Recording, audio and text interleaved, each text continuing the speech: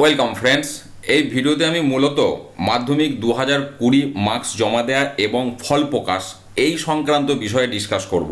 দেখুন, যে খবরটা সামনে আসছে অত্যন্ত গুরুত্বপূর্ণ। করোনা থাবা বসিয়েছে মাধ্যমিকের ফল প্রকাশে, মাঝপথেই থমকে গিয়েছে উত্তরপত্র ও নম্বর সংগ্রহের কাজ।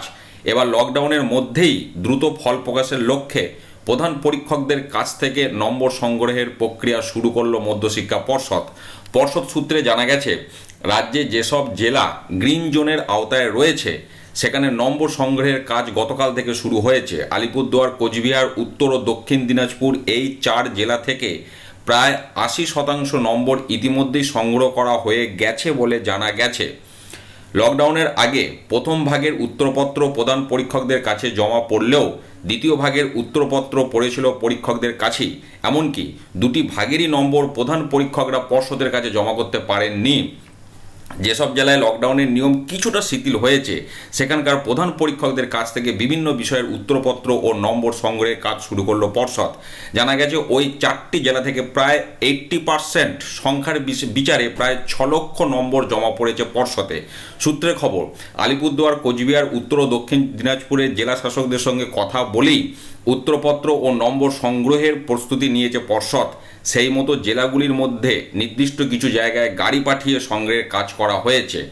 তো দেখুন, 6 লক্ষ নম্বর মানে সব সাবজেক্ট মিলিয়ে 6 লক্ষ বলা হচ্ছে।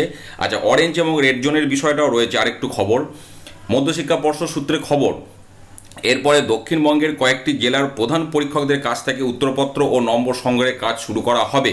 মূলত অরেঞ্জ জোনের জেলাগুলির থেকেই করা হবে সংগ্রহ। তবে গ্রিন ও অরেঞ্জ জোনে থাকা জেলাগুলি থেকে নম্বর সংগ্রহ করা গেলেও রেড জোনে থাকা জেলাগুলির থেকে কিভাবে নম্বর সংগ্রহ করা হবে তা নিয়ে এখনও ভাবছে পর্ষদ। পাশাপাশি সব উত্তরপত্র পরীক্ষকদের থেকে প্রধান পরীক্ষকরা পেয়েছেন কিনা সে বিষয়েও জেলাভিত্তিক খোঁজ নেওয়া হচ্ছে পর্ষদের তরফে। জানা গেছে এভাবে নম্বর সংগ্রহের ফলে মাধ্যমিকের ফল প্রকাশের প্রক্রিয়ায় অনেকটাই গতি আসবে।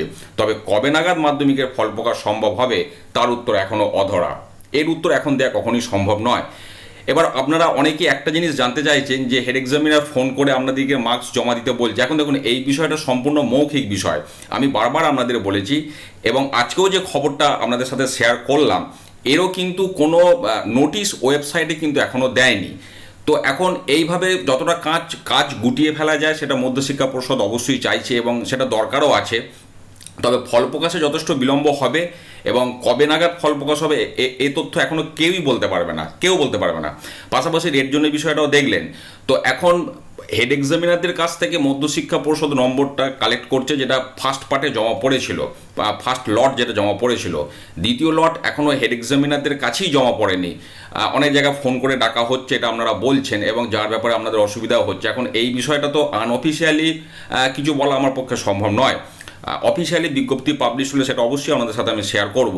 যতটুকু আপডেট পেলাম সে তথ্য আপনাদের সাথে আমি শেয়ার করলাম। সাবধানে থাকুন, ভালো থাকুন, ধন্যবাদ।